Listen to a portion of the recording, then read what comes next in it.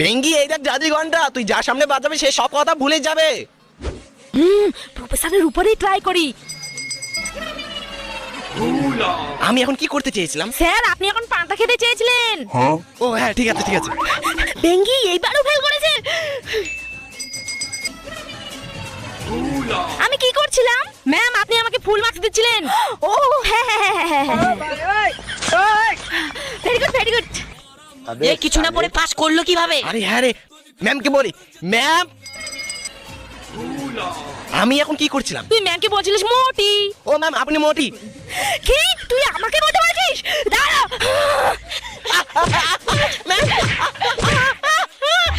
हिला डाला ना।